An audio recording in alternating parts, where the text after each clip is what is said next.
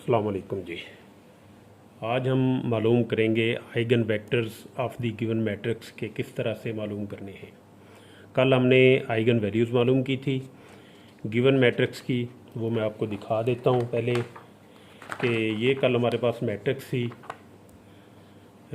8 -8 -2 4 -3 -2 3 -4 1, ये आपके पास मैट्रिक्स थी।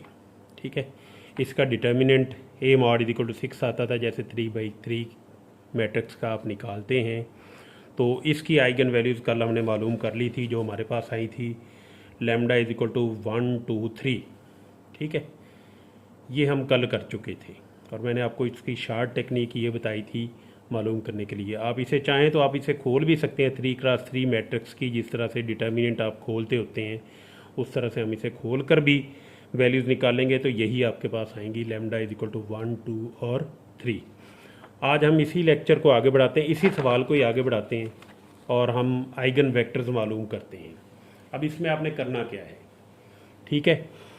आइगन वेक्टर में आपने सबसे पहले लेना है for the matrix A minus lambda I into X equal to 0। ये मैट्रिक्स आपने बनानी है। ये एक्स क्या है, ये आइगन वेक्टर होगा जो आपके पास, जो आपने मालूम करना है corresponding to this eigen values. ठीक है, ये गिवन मैट्रिक्स होगी ये आपके पास, ये आइगन वैल्यूज़ और ये identity matrix of the same order, और ये नल मैट्रिक्स आपके पास होगी जिसे ज़ीरो मैट्रिक्स भी कहते हैं। कल तक हमने ये वाला कर लिया था कि हमने ए माइनस लेमडा आई ये बनाई थी आपके पास मैट्रिक्स, ये बनी हुई है आपके पास। और अब एक्स की जगह हम क्या रखेंगे, एक कॉलम मैट्रिक्स रखेंगे, इसे वेक्टर भी कहते हैं। ठीक है, और यही जो आपके पास है यही आपके पास आएगा जब लेमडा की वैल्यू रखेंगे तो आइगन वेक्टर आपके पास जो x1 x2 की वैल्यूज़ आएंगी, x3 की, यही आइगन वेक्टर आपके पास होगा। तो x की जगह आपने रख देना है x1 x2 x3। ठीक हो गया। राइट हैंड साइड पे जीरो मैट्रिक्स है क्योंकि ये मैट्रिक्स की मल्टीप्लिकेशन है, राइट हैंड साइड पे भी जीरो मैट्रिक्स आपके पास आएगी जो है 0 0 और 0। अब वहाँ पे हमने 3 वैल्यूज़ निकाली थी लेमडा की कल वाले लेक्चर में। लेमडा इज इक्वल टू 1 2 और 3, ये आपके पास आइगन वैल्यूज़ आई थी कल जब हमने उसे सॉल्व किया था। ये क्या था, आइगन वैल्यूज़। आज हम इनके लिए आइगन वेक्टर्स मालूम करेंगे। हर आइगन वैल्यू के करस्पॉन्डिंग आइगन वेक्टर आएगा। ठीक है, क्लियर हो गया। तो मैं यहाँ पे सॉल्व कर रहा हूँ for lambda is equal to 2 के लिए। इसी तरह से आप लेमडा इज इक्वल टू 1 के लिए भी कर सकते हैं, लेमडा इज इक्वल टू 3 के लिए भी कर सकते हैं। ठीक है, तो for lambda is equal to 2 आपने करना क्या है, ये आपने मैट्रिक्स याद रखनी है A minus lambda I into X is equal to 0। इसमें आपने वैल्यूज़ पुट करनी, ये आपके पास है, बन गई है। इसमें lambda is equal to 2 put कर दें, जहाँ जहाँ लेमडा आ रहा है उसकी जगह क्या पुट करना है, 2 पुट करते जाएँ आप। तो 8 - 2 यहाँ आ रहा है, -3 -2 और फिर 1 - 2, बाकी कोई एंट्री चेंज नहीं होगी क्योंकि डायगोनल एलिमेंट चेंज होगा। तो जब ये हमने सिंप्लीफाई किया 2 पुट करके यहाँ पे, तो ये आ गया 6 -8 -2 4 -5 -2 3 -4 -1 into x1 x2 x3 is equal to 0 0 0। ये आपके पास बन गई। ये पहला स्टेप है कि लेमडा की एक वैल्यू पुट की तो आपने वहाँ से क्या करना है, वो लेमडा रिमूव हो जाएगा, लेमडा की वैल्यू आ जाएगी और ये आपके पास ये मैट्रिक्स की मल्टीप्लिकेशन आपके पास आ जाएगी। ठीक हो गया। स्टेप 2 पे चले जाएंगे। इस मैट्रिक्स मल्टीप्लिकेशन को आप इक्वेशंस में कन्वर्ट करेंगे। अब यहाँ पे मुख्तलिफ तरीके हैं करने के लिए। आप एचलॉन फॉर्म से भी कर सकते हैं, रिड्यूस एचलॉन फॉर्म से भी कर सकते हैं, आप इसको सिंपल वे से भी कर सकते हैं कि आप इनमें से दो वाली कोई सी दो रो लें जिनको ऐड या सब्ट्रैक्ट करने से ज़ीरो ना बने। मसलन यहाँ पे मैं सब्ट्रैक्ट कर रहा हूँ पहली दो को, तो -2 + 2 ये 0 हो जाएगा, लेकिन ये 0 नहीं हो रहा, ये 0 नहीं हो रहा। ठीक है, आप कोई सी दो ले लें, उसी के मुताबिक आइगन वेक्टर आपके पास आ जाएगा। ठीक हो गया। तो मैं यहाँ पे ले रहा हूँ ये पहली दो रोज़, पहली रो को इस कॉलम से मल्टीप्लाई करें, 6x1 -8x2 -2 और राइट हैंड साइड क्या है 0। ये पहली इक्वेशन बन गई। दूसरी रो से दूसरी इक्वेशन बनेगी 4x1 -5x2 -2x3 is equal to 0। ये दूसरी रो आपके पास बन गया। आप तीसरी से चाहें तो तीसरी से भी सॉल्व कर सकते हैं, लेकिन 2 से सॉल्व करते रहें, आपका मसला हल होता रहेगा, सवाल हल होता रहेगा। ठीक हो गया। ये स्टेप 2 था कि आपने मैट्रिक्स से लेमडा की वैल्यू पुट करने के बाद मैट्रिक्स से इक्वेशंस बनानी है। ये इक्वेशंस बन चुकी हैं। ठीक, अब इन इक्वेशंस को आपने सॉल्व करना है। यहाँ पे भी मुख्तलिफ तरीके हैं सॉल्व करने के। तो वो आपकी मर्ज़ी, आपको जो इजी लगे आप सॉल्व कर सकते हैं। तीसरी इक्वेशन रख लें साथ, 3 वेरिएबल होंगे, 3 इक्वेशनें होंगी, उसको सॉल्व कर लें। लेकिन हम यहाँ पे 2 को लेके चल रहे हैं। तो स्टेप 3 में आप क्या करेंगे, आपने ये सब में सेम प्रोसेस रखना है। आपने x1 लिखना है divided by, equal to -x2 लिखना है divided by, equal to x3 लिखना है डिवाइडेड बाई, और राइट हैंड साइड पे कोई कांस्टेंट t रख देना है, लैम्डा रख देना है, लैम्डा तो वहाँ पे है, k रख देना है, p रख देना है, जो भी वैल्यू रख दें, ये t आपके पास अननोन कोई नंबर है। ठीक है, पहले x1 फिर -x2 फिर x3 और राइट हैंड साइड पे कोई कांस्टेंट रख देना है, इक्वलिटी दरमियान में। अब x1 के नीचे आपने क्या लिखना है, ये जो इक्वेशन आपके पास जो हमने इक्वेशंस बनाई हैं, जब x1 के नीचे लिखना है तो आपने x1 वाली वैल्यूज़ छोड़ देनी है, बाकी जो कांस्टेंट है एज इट इज़ उसका डिटर्मिनेंट लिख देना है -8 -2 -5 -2, तो ये आपने डिटर्मिनेंट लिख दिया। ठीक है, जब x2 लिखना है यहाँ पे -x2 है, तो ये यहाँ पे आपने हाथ रख लेना है, समझे, आपने x2 के कोफिशिएंट नहीं लिखने, बाकी लिखे 6 -2 4 -2, ये आपने नीचे लिख दिया। फिर इसी तरह से x3 के जब लिखना है डिवाइडेड बाई, तो x3 वाले कोफिशिएंट नहीं लिखने, तो ये आ जाएगा 6 -8 4 -5 और right hand side is equal to T, ये डिटर्मिनेंट आपके पास आ गया। इनको सॉल्व करें, आपको 2 × 2 का सॉल्व करना रहता है, जमा के 16 माइनस के 10, तो ये 6 आ गया आपके पास। ठीक है, -8 × -2 जमा के 16 और ये -2 × 5 इज़ 10, तो ये 6 आपके पास आ जाएगा। इसी तरह से इसे सॉल्व करें तो ये माइनस के 12 और जमा के 8 बन रहे हैं, तो माइनस के 4 नीचे आ गए। ठीक है, और x3/2 इसी तरह से ये आपके पास आ गया इज इक्वल टू टी, ये माइनस और ये माइनस कट जाएंगे, तो x1/6 x2/4 x3/2 is equal to T आपके पास आ गया। आप के रख लें, पी रख लें, जो कुछ भी रखना हो, उससे कोई फर्क नहीं पड़ता। तो x1 क्या हो जाएगा 6t के इक्वल, x2 किसके इक्वल हो जाएगा 4t के इक्वल, x3 किसके इक्वल हो जाएगा 2t के इक्वल आपके पास हो जाएगा। यही आपने मालूम करना था। तो required eigen values corresponding to this value lambda is equal to 2 के लिए, क्योंकि ये लैम्डा इज इक्वल टू 2 के लिए आपने मैट्रिक्स बनाई थी, तो वो आपके पास क्या आ गया x1 x2 x3। x1 की वैल्यू रखें 60, 4t x2 की और x3 की वैल्यू 2t, तो इनमें से जो कॉमन आ रहा है वो कॉमन ले लें, 2t कॉमन आ रहा है, अंदर क्या रह जाएगा 3 2 1, तो ये आपका आइगन वेक्टर जो है 3 2 1 जो है corresponding to the eigen value lambda is equal to 2 आपके पास आ गया है। इसी तरह से आप लैम्डा इज इक्वल टू 3 के लिए भी मालूम कर सकते हैं, इसी तरह से आप लैम्डा इज इक्वल टू 1 के लिए भी मालूम कर सकते हैं। Is it clear?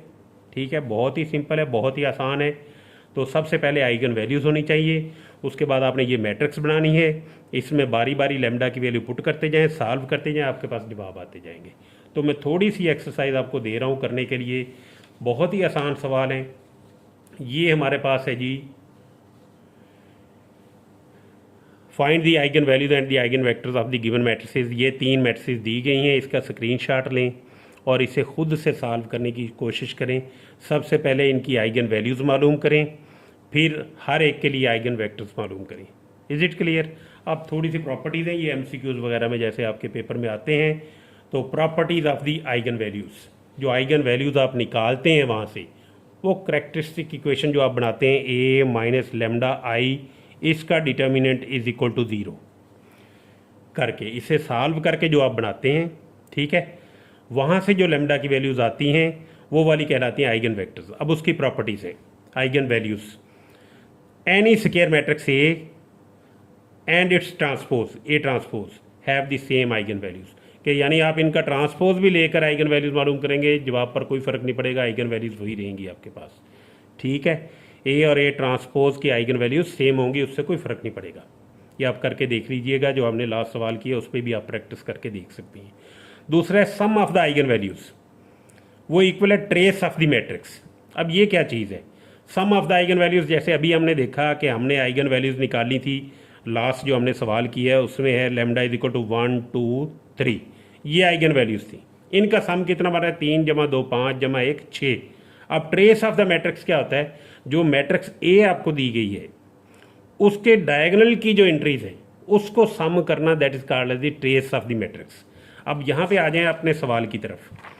ये था आपका वो सवाल ए मैट्रिक्स जो हमने सॉल्व किया था लास्ट लेक्चर में, 8 -2 -8 -2 4 -3 -2 3 -4 1, ये इसका ट्रेस है। ये डायगोनल प्रिंसिपल डायगोनल की एंट्रीज जो है इसको सम करेंगे ना, तो ये ट्रेस ऑफ द मैट्रिक्स कहलाता है। अब इसको सम करें, 8 +1 9 -3 6, तो इसका ट्रेस कितना आ रहा है, वो 6 आ रहा है। तो इसका मतलब है सम ऑफ द आइगन वैल्यूज़ वो भी 6 हैं आपके पास, ये आइगन वैल्यूज़ हैं आपके पास 3 + 2 + 1, ये भी 6 बन रहा है और ट्रेस भी उसका 6 बन रहा है। तो sum of the eigen values is equal to trace of the matrix, ये ऑलवेज ट्रू होगा। आप अपना जवाब उधर ही चेक कर सकते हैं। ठीक हो गया। अब उसके बाद है product of the eigen values, इनका प्रोडक्ट लें, ये 6 बन रहा है, is equal to determinant of that matrix, उसका डिटर्मिनेंट लेंगे वो भी आपके पास 6 आएगा। आप करके देख लीजिएगा, ये मैंने किया भी था उस दिन जो है, ये ए मॉड इज इक्वल टू 6 इसका आ रहा है, ये आप चेक कर लीजिएगा। यानी ये MCQs वगैरह में कि product of the eigen values किसके इक्वल होता है, वो डिटर्मिनेंट ऑफ दैट मैट्रिक्स होता है। सम ऑफ द आइगन वैल्यूज़ किसके इक्वल होता है, ट्रेस ऑफ दैट मैट्रिक्स होता है। ठीक है, कि अगर आपको आइगन वैल्यूज़ दी गई हैं, वो कहे कि ट्रेस फाइंड आउट करें इस मैट्रिक्स का, तो आप फ़ौरन से आइगन वैल्यूज़ को सम करें, उसका ट्रेस बन जाएगा। अब अगर आपके पास कोई आइगन वैल्यूज़ आप निकाल लेते हैं, λ1 λ2 λ3 λ4 जो कुछ भी हैं ऑफ द गिवन मैट्रिक्स, वो डिपेंड करेगा किस ऑर्डर की है। ठीक है, तो आप उस मैट्रिक्स को किसी नंबर ए से मल्टीप्लाई करें, के ए से, ठीक है, यानी 2 से मल्टीप्लाई कर दें, 3 से मल्टीप्लाई कर दें, -5 से मल्टीप्लाई कर दें, किसी भी नंबर से मल्टीप्लाई करें, तो उनकी आइगन वैल्यूज़ जो होंगी है ना, जैसे आपने ए की निकाली, उसको भी आप उसी नंबर से मल्टीप्लाई करें, वो उसकी आइगन वैल्यूज़ बन जाएंगी के ए की। 2 से मल्टीप्लाई करेंगे तो ये 2 टाइम्स λ1 पहली वैल्यू, 2 टाइम λ2 जैसे आपने अभी निकाला है, ये आपके पास इस मैट्रिक्स की वैल्यूज़ क्या आई थी जो हमने निकाली हैं, आपके पास 1 2 3 आई थी जो लास्ट सवाल हमने हल किया है। तो आपके पास अगर 2a की आपने निकालनी है तो पहली वैल्यू को 2 से मल्टीप्लाई कर देना, दूसरी वैल्यू को 2 से मल्टीप्लाई कर देना, तीसरी वैल्यू को 2 से मल्टीप्लाई कर देना, ये आपके पास 2a की आइगन वैल्यूज़ आपके पास बन जाएगी। ठीक हो गया। इसी तरह से बाकी नंबर से मल्टीप्लाई करके आप देख सकते हैं। a की पावर n यानी a³ आ जाए, a4 आ जाए, a7 आ जाए, कुछ भी आ जाए, उसकी आइगन वैल्यूज़ आपके MCQs में आ जाए, सिर्फ a मैट्रिक्स दिया गया है, तो आप क्या करेंगे, उस मैट्रिक्स a का आप आइगन वैल्यूज़ निकालेंगे। ठीक है, जो भी आइगन वैल्यूज़ आती हैं उनकी उतनी ही पावर ले लें, वो उस पावर वाली मैट्रिक्स की आइगन वैल्यूज़ बन जाएंगे। अगर a3 है तो जो पहली वैल्यू आई उसकी पावर 3 ले लें, दूसरी वैल्यू आई उसकी पावर 3 ले लें, तीसरी वैल्यू आई उसकी पावर 3 ले लें, वो आइगन वैल्यूज़ उसकी बन जाएगी आपके पास जनरली। ये MCQs के लिए आपने याद रखना है।